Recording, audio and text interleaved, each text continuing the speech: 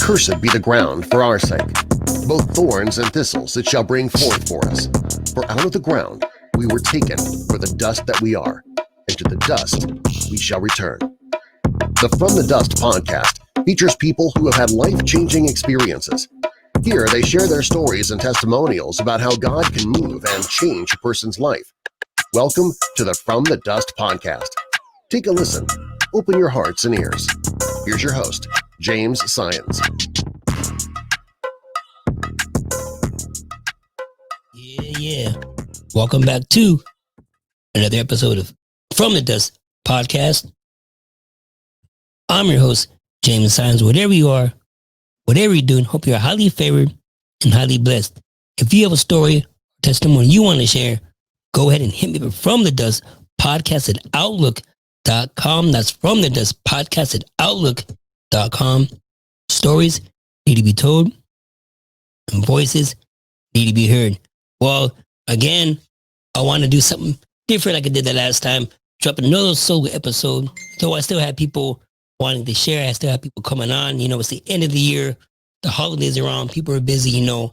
So maybe I was thinking about, again, beginning of the year, start again dropping all the interviews that I'm doing, bring the people back. But till then, let's see what I got going on. I just want to share a little bit more about my story. Some of the people that I grew up with had an impact on my life, whether it was growing up when I was doing my little knucklehead days, or if it was growing up in the ministry, give you a little bit of insight and a backstory about my life, why, what I do now, and experiences, and the lessons that I learned. Well, you know, I want to talk about where I grew up, how I grew up a little bit, and some of the people that I grew with. As some of you people know that have been listening to my previous episodes, the interviews I've shared, I grew up in ministry. I grew up in the ministry called Victory Outreach. My pops was a pastor for them for many years, you know, had a lot of good experiences. So I want to give a shout out to the ministry of VO and its founders and the people, because it wasn't for them and for them starting this ministry and taking the calling of the Lord, you know, obviously my family wouldn't be around, you know, I probably wouldn't be around, you know.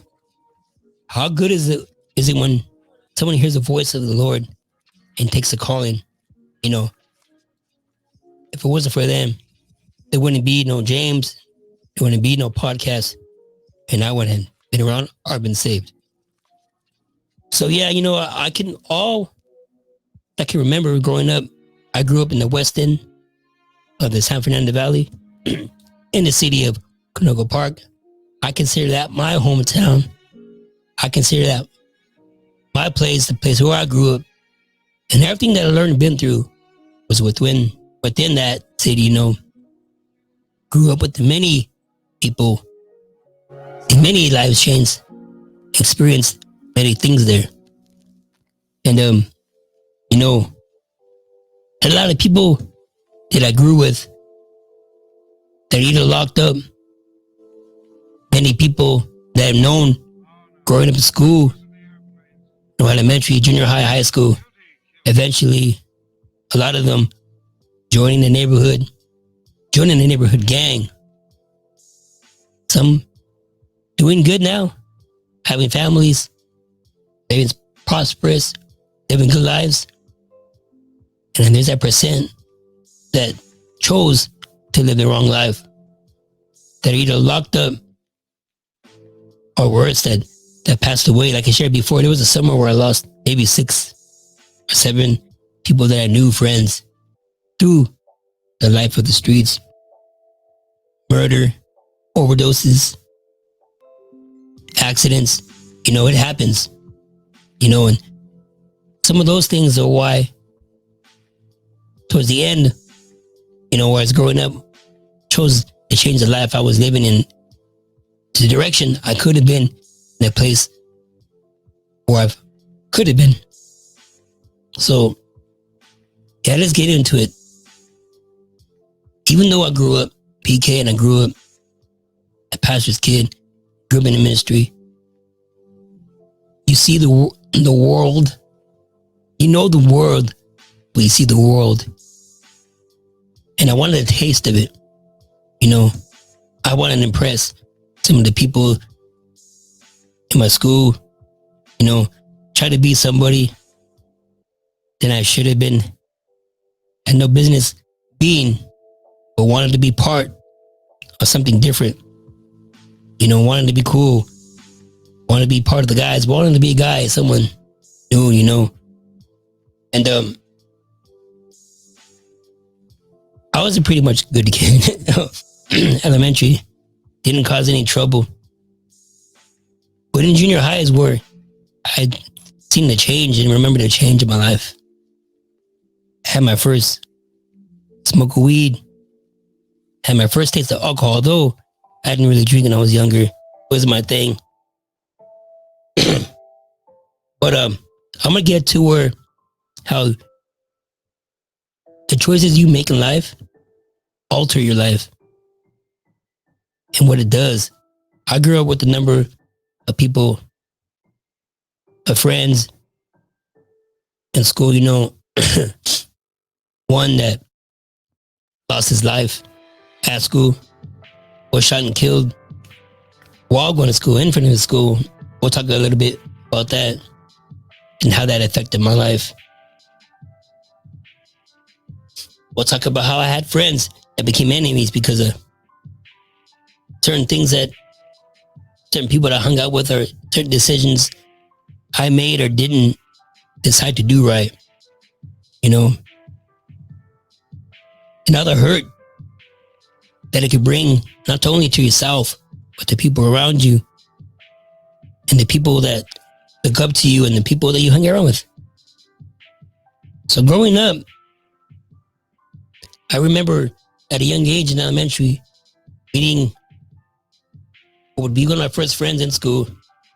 One of the people that would have my back through junior high, high school, and first in elementary was a kid by the name of Michael, which my son's middle name is named after. I remember not knowing anybody's fresh elementary, to me getting into a schoolyard scuffle fight, you know, being picked on, and along comes this boy, you know, and I'm getting picked up by 2 or 3 kids, you know, not knowing what to do.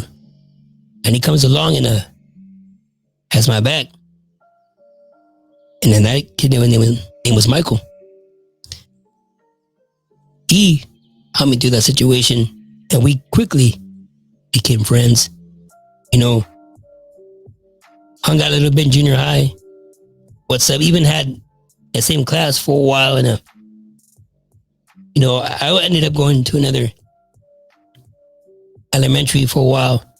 You know, after that, finishing from there and not seeing him again till, well, on a daily basis through high school, but I would see him in the neighborhood. I would see him at stores. We would say what's up. Still kept that friendship. And so this is the year of high school where I started to make a big shift in my life, in the way that I acted, the decisions I made in my life, the way I chose to do certain things.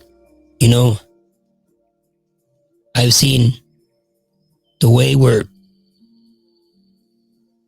the party style looked fun, you know, smoking, you know, and just causing neighborhood trouble. Not doing much, you know, maybe get into a scuffle here and there, or I started getting influenced by the tagging, the graffiti life, and started doing that for a while. Scribble your name on a piece of glass, or write your name on a piece of wood somewhere, on a wall somewhere, sticking a sticker on a sign, you know, just trying to make a name for yourself, to be noticed, to be part of a lifestyle that just seemed fun. Didn't seem like it was much drama, much destruction in it, but it gets deeper than that, you know. It leads to more troubles, more drama, as I would share later on in this episode. So living that life and going through some things that we'll talk about eventually I said my friend was shot and killed in school, but I was still living the lifestyle. I was, though we were friends and we both chose to go different ways. He chose to the life of the neighborhood, be part of the neighborhood gang there. And I just chose to hang out with neighborhood kids and the kids in my neighborhood, the guys in my neighborhood. We grew up, like I said, in the West End of the San Fernando Valley, Conoco Park. We were sitting around the very last, what I would consider the West End of the West End Valley, the very last city before you head into a whole nother, maybe county, a whole nother part of the neighborhood that wasn't considered Conoco Park. So we were just a bunch of kids, man, that they went a few blocks of each other, a couple houses down, maybe 2 houses, 3 houses down on either side on the corners, So, we started our own little crew, WEK, the West End Krew. We're even crazier, wicked evil kids, many different meanings for, what it stood for, those 3 letters. If you know the life of a crew or the life, you would understand how it is.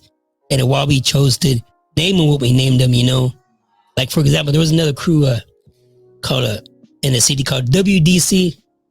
They stood for We're the Craziest. But, we were WEK, and he said, you know what? We're even crazier.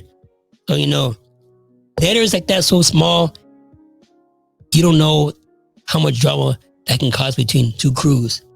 So that in the South was almost some drama, And they wanted to be the only W crew, writing crew in the neighborhood, or just a bunch of crews, Started a little bit of beef, but didn't get out of hand,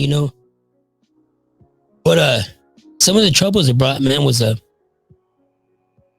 you don't understand how friends you grew up with can become some of the people that dislike you or become frenemies or enemies or don't like you because the people you hang out with are people that you choose to be around.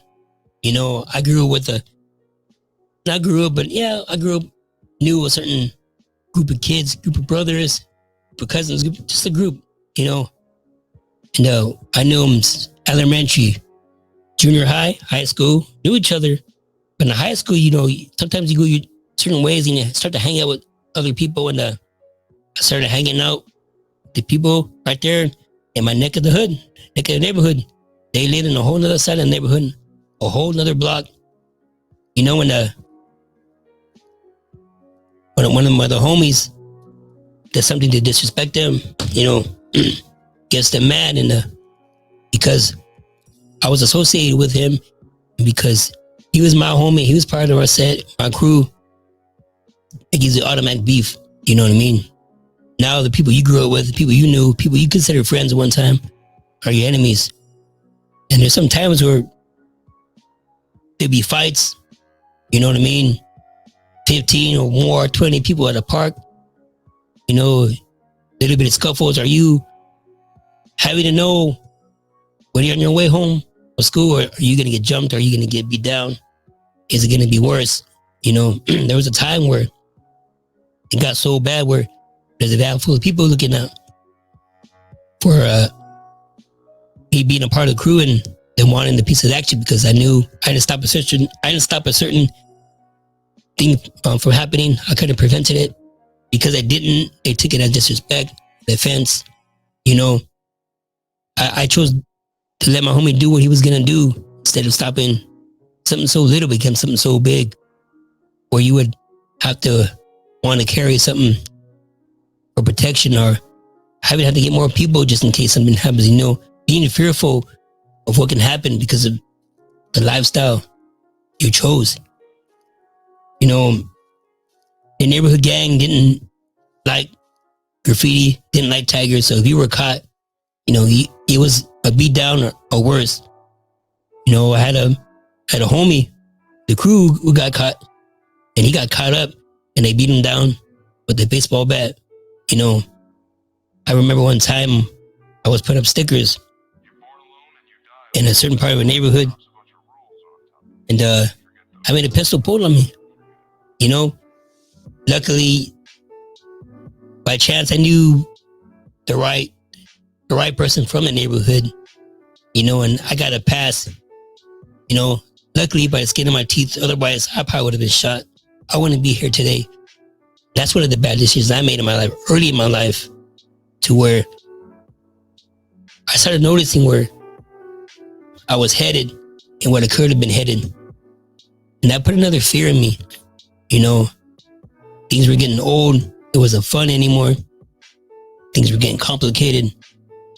But yet another time, me not knowing any better, just trying to put the brand, put the crew out there, put my name out there, went to a whole nother city, you know, a whole nother part of the valley, you know, where we had very few backup, not anybody, because all of our people were centered around a certain area of the end of the valley. You know, homie, we go out, you know, start hitting up, you know, we get to a certain spot and we get approached by a group of people. That's where we're from. We don't bang, but you know, we're from this WEK, you know, Titan crew, and they had all the right they wanted to, because we're part of certain part of the valley, their city, that their neighborhood didn't get along with. You know what I mean? If they wanted to, the neighborhood gang came and said, well, they're from that city. They could have did anything they wanted to do, you know. But for whatever, nothing happened. Was it the hand of God? Was it the grace of God? Now that I look back at it, I believe it is. This gets to the point where the summer where I lost like maybe 6 people that I knew growing up in school, man, where they lost their lives, whether they were murdered, you know what, a suicide, an overdose, just be at the wrong place at the wrong time. This is one of the things that shook my life, that made me realize I needed to make a change, not just for myself, but for my family, you know, but for my friends, and almost for the city. Person that had my back in elementary, one of my very first friends as a kid growing up, you know, the person that had my back in many situations was shot and killed in front of school, which is crazy because we both got into some trouble and were opportunity transferred to another school, and I can remember us signing out of our classes the same day, you know, and him having a chance to go into the same school I was headed to, but ended up going to another one, you know, so I didn't get to hang out with him there. But he was shot and killed, you know, in front of school. And knowing that, you know, having to go to a wake, seeing your friend that you grew with in the casket, it does something, it should do, and it did do something to me. It made me fearful of the streets.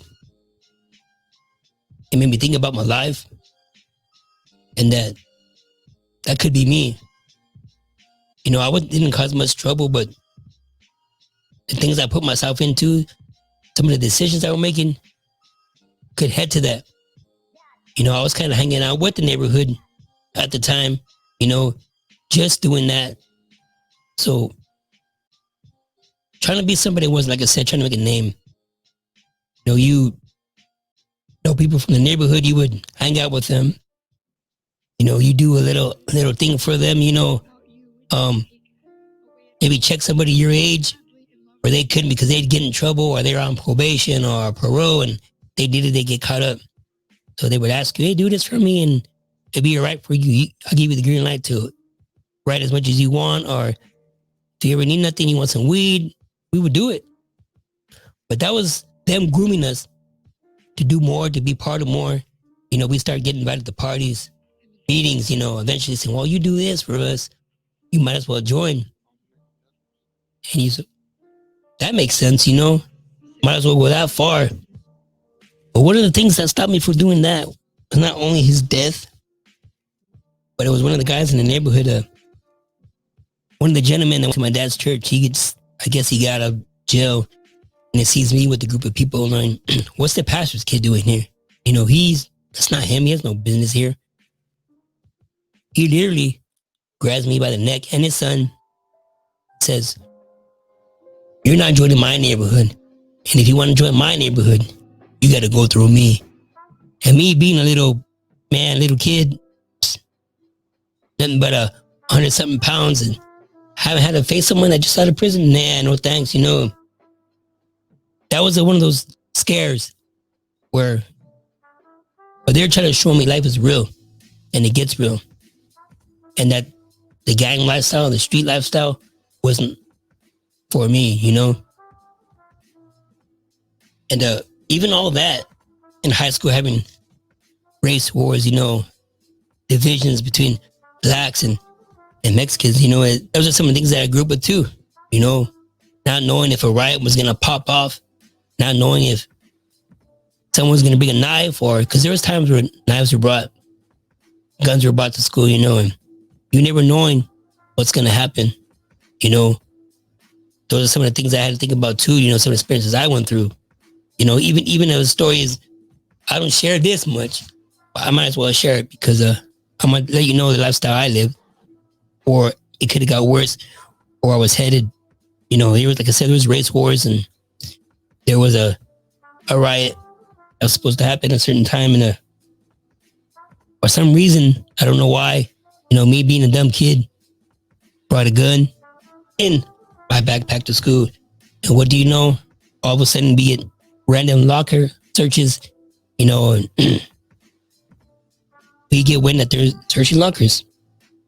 And me knowing, have a feeling that my gut, you get those gut feelings where it's like, man, you better do something because I think they're going to check my locker. And they check my locker.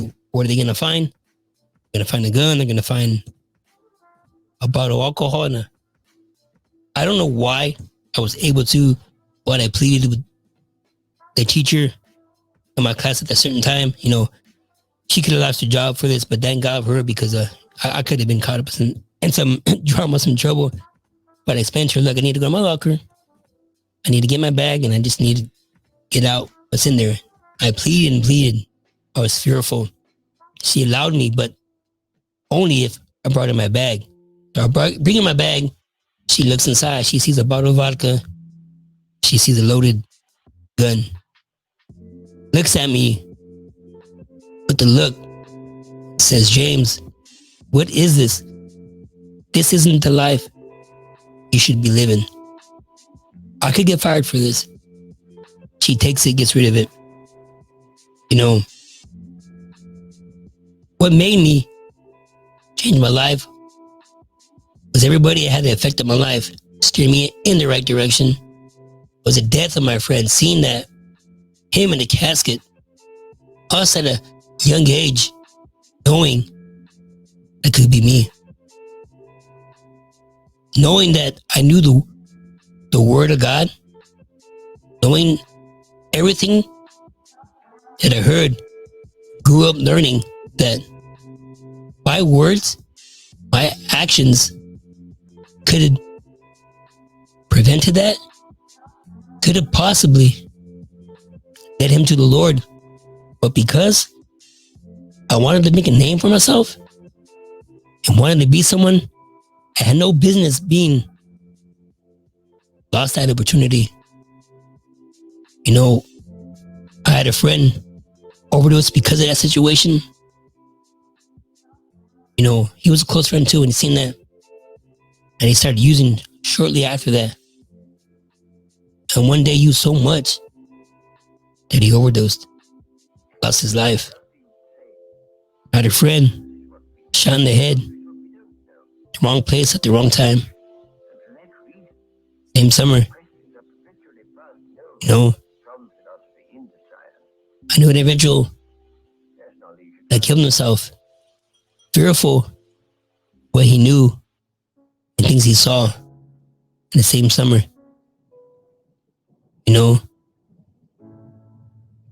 What does that do? Makes you want to make a difference. It should make you want to change. So, shout out to my boy, my best friend. Don't talk too much when we talk. Something changed. Chewy, he knew a lot of them. We were tired of living the life we were living, man. And no matter what I did to do, I always had my back. whether it was wanting to drink, smoke, cause a little bit of trouble, getting saved. So we put together a drama that portrayed young lives, troubled lives, life of a drinker, life of a smoker, life of a tagger, life of someone trying to get into the gangs. And we turned all those experiences to the Lord and wrote a drama that led many to the Lord, that reached the neighborhood, that reached the young people. That was our way of turning our lives around and making a difference, because we were tired of seeing people die, people getting locked up, people hurting. Why do I say what I'm saying is because I've had situations where guns were pulled on me. I could have died that night. God's grace is sufficient. You don't know why he does what he does. Sometimes takes a certain person, but yet chooses to spare your life. I've been in a situation where I've been in a roller accident and the witness say we rode over 12 times. I should have died. But God's grace saved me. I was born premature. Lungs all messed up. Pneumonia. God spared my life. I started abusing cocaine, drinking. Thoughts running through my head where I never thought about. Thought about running stop signs. Thought about running lights, seeing what would happen. Tired of hurting. Tired of the pain. But God brought me out of that. He chose to spare my life. I tell you this because people that are hurting, family members, friends. Don't be ashamed of the gospel. Don't be ashamed to give somebody words of encouragement, love. Be a light. Be a vessel. Be a testimony. Time's getting rough. You know what's going to happen. I believe we are no longer in the last days, but we just might be in the last hours. All what's going on in the world, we never know. Let's reach the hurting. Let's reach the lost. God is good. God is great. If you have a story or testimony you want to share, go ahead and hit the From and Dust podcast at outlook.com. That's From and Dust podcast at outlook.com. Stories need to be told. Voices need to be heard. Like, share, subscribe. Give us a 5-star rating on your platform. It's Apple, Google, Spotify. Hit us on YouTube. Leave us a comment. Like, all that does is help us get seen more. You know what? My goal is to use this testimony, this platform, to reach as many as we can. Not for the fame, not for the money, but to be a light and a vessel. Again, if you have a story, testimony you want to share, hit me up at From the Dust podcast at outlook.com. Yo, the podcast loves you. The ministry loves you. God is good. God is great. Spread the word. Therefore, if any man be in Christ, he is a new creature. All things are passed away. Behold, all things become new. Be on the lookout for new episodes. A lot of people are going to share. We'll see you again. Yeah.